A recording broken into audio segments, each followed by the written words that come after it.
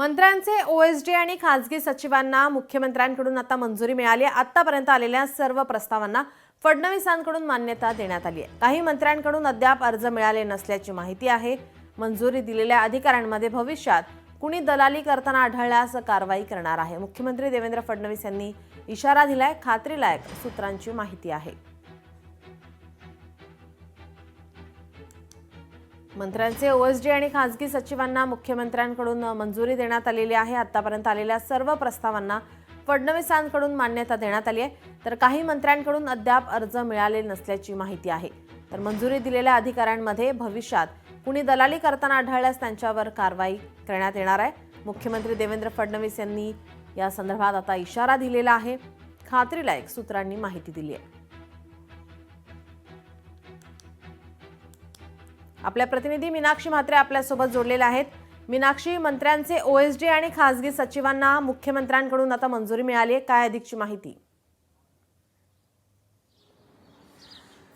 निश्चितच आपण पाहतोय मागच्या 2 महिन्यांपासूनच नियुक्त्या ज्या आहेत ओएसडी आणि सिव्हिल सहाय्यक जे आहेत यांच्या सगळ्याच नियुक्त्या ज्या आहेत त्या रखडलेल्या होत्या। एकीकडे आपण पाहतोय काल मंत्रिमंडळाची बैठक पार पडली आणि या बैठकीमध्ये अनेक मुद्दे जे आहेत ते या संदर्भात उपस्थित करण्यात आले होते। मात्र अनेक मंत्र्यांनी लवकरात लवकर नियुक्त्या व्हाव्या अशी विनंती देखील केली होती। याआधीही मुख्यमंत्र्यांची भेट घेण्यात आली होती, मात्र कालच्या बैठकीमध्ये संपूर्णतः मंजुरी जी आहे ती या प्रस्तावांना देण्यात आलेली आहे। मात्र याआधी आपण पाहतोय की मंत्रिमंडळ विस्तारामध्ये 2 महिने जरी उलटून गेले असले तरी मंत्र्यांच्या कामांसाठी ओएसडी आणि विशेष कार्य अधिकारी जे आहेत ते नेमण्यात येतात। मात्र यंदा मुख्यमंत्र्यांच्या परवानगीशिवाय कोणतीही नियुक्ती जी आहे ती होणार नाही, त्यासाठी अनेक प्रस्ताव जे आहेत ते देखील पाठवण्यात आले होते। मात्र या संदर्भात आपण पाहतोय की 39 जे आमदार आहेत किंवा मग जे मंत्री आहेत हे असे सगळे मिळून 150हून अधिक प्रस्ताव जे आहेत ते मुख्यमंत्री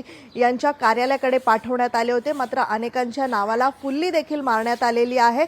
मात्र एकूणच या सगळ्याच गोष्टी पाहता मात्र 2 महिन्यांनंतर या नियुक्त्या ज्या आहेत यांना मंजुरी देण्यात आलेली आहे। त्यामुळे ज्यांच्या नावाला फुल्ली मारण्यात आलेली आहे त्यांच्यावरती देखील पुढे विचार केला जाईल। मात्र सध्या आपण पाहतोय की मंत्रालयातील जी कामं आहेत, मंत्र्यांची जी कामं आहेत, मात्र ही अद्याप कुठेतरी रखडलेली असल्याचं देखील पाहायला मिळालं आणि त्यामुळे कालच्या बैठकीमध्ये हा निर्णय जो आहे तो मुख्यमंत्र्यांनी घेतला असल्याचं कळत आहे। जी, धन्यवाद मीनाक्षी, आपण दिलेल्या या सविस्तर माहितीसाठी। वळूयात लोकशाही मराठी ऐका, पहा, जागरूक रहा।